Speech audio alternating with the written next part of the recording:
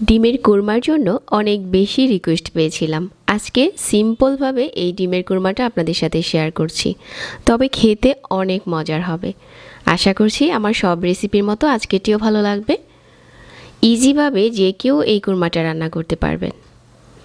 ডিমের কোরমার জন্য আগে থেকে সিদ্ধ করে নেওয়া 7টা ডিম নিয়েছি, তারপর পরিমাণ মতো লবণ দিয়ে দিচ্ছি আর ডিমের সাথে এই লবণটা মিশিয়ে নিচ্ছি। মেশানো হয়ে গেলে একটা সাইডে রেখে দিচ্ছি। কোরমা রান্নার জন্য একটা বাটিতে নিয়ে নিচ্ছি 7-8টার মতো কাজু বাদাম, তারপর দিয়ে দিচ্ছি 5-6টার মতো কাঁচামরিচ আর নিয়েছি 10-12টার মতো কিশমিশ। এই সবগুলো মশলা একসাথে অল্প একটু পানি দিয়ে পেস্ট করে নিতে হবে। মশলাটা আমার পেস্ট করা হয়ে গেছে, তারপর রান্নায় চলে যাচ্ছি। চুলায় প্যান বসিয়ে পরিমাণ মতো তেল দিয়ে দিতে হবে আর আগে থেকে যে লবণ মিশিয়ে রেখেছিলাম ওই ডিমগুলো দিয়ে দিতে হবে। তারপর হালকা আঁচে নেড়েচেড়ে ভেজে নিতে হবে। এপাশ ওপাশ করে ভেজে নিলে খুব সুন্দর একটা কালার চলে আসে। যখন ভাজা হয়ে যাবে তারপর প্যান থেকে উঠিয়ে একটা সাইডে রেখে দিচ্ছি।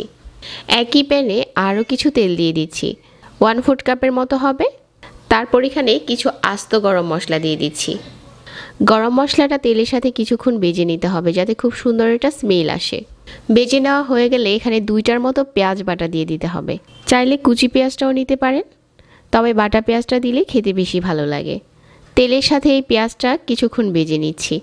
তারপর এখানে দিয়ে দিচ্ছি 1 চা চামচ আদা আর রসুন বাটা। আদা রসুনটা দেওয়ার পর নেড়েচেড়ে মিশিয়ে নিচ্ছি আর আরও কিছুক্ষণ ভেজে নিচ্ছি।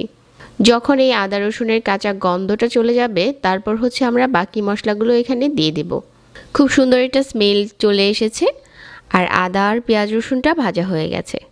তো এখন দিয়ে দিচ্ছি এখানে আগে থেকে যে বাদামের মিশ্রণটা বেটে রেখেছিলাম ওইটা দিয়ে আবারও নেড়েচেড়ে মিশিয়ে নিচ্ছি আর আরও কিছুক্ষণ কষিয়ে নিচ্ছি। তারপর এখানে 1/4 চা চামচ করে দিয়ে দিলাম মরিচ, ধনিয়া আর জিরার গুঁড়া। এই সবগুলো 1/4 চা চামচ আছে। বেশি করে দিলে কিন্তু কুরমা খেতে ভালো লাগবে না, খুব অল্প করে দিতে হবে। তারপর নেড়েচেড়ে মিশিয়ে নিচ্ছি আর কিছুক্ষণ কষিয়ে নিচ্ছি। যখন নেড়েচেড়ে মিশিয়ে নেওয়া হয়ে যাবে আর খুব সুন্দর একটা কালার চলে আসবে ওই পর্যায়ে দিয়ে দিতে হবে 1 কাপ লিকুইড মিল্ক। লিকুইড মিল্কটা দেওয়ার পর আবারও নেড়েচেড়ে মিশিয়ে নিচ্ছি আর এখন দিয়ে দিব ভেজে নেওয়া ডিমগুলো। তারপর নেড়েচেড়ে মাঝারি আঁচে রান্না করে নিতে হবে। নেড়েচেড়ে মিশিয়ে নিয়ে জাল করতে হবে যতক্ষণ না মিল্কটা ঘন হয়ে যাচ্ছে, মশলার সাথে পুরোপুরি মিশে যাচ্ছে আর খুব সুন্দর একটা কালার চলে আসছে। তো বেশ কিছুক্ষণ রান্না করে নিয়েছি। এখন আমাদের ডিমের কোরমা রান্না করা প্রায় শেষের দিকে। এখন উপর থেকে 2টার মতো কাঁচামরিচ মাঝখান থেকে ভেঙে দিয়ে দিতে হবে আর কিছু পেঁয়াজ বেরেস্তা দিয়ে দিচ্ছি। 1 চা চামচ ঘি দিয়ে দিচ্ছি, খুব সুন্দর একটা ফ্লেভার আসবে।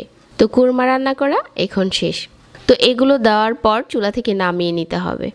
এখন গরম গরম পরিবেশন করার পালা। খুব সিম্পলভাবে আপনিও চাইলে বাসায় এই কোরমাটা রান্না করতে পারবেন। আশা করছি আজকের রেসিপি ভালো লেগেছে সবার কাছে। সবাইকে অনেক ধন্যবাদ জানাচ্ছি আর আজকে এখানেই বিদায় নিচ্ছি। আল্লাহ হাফেজ।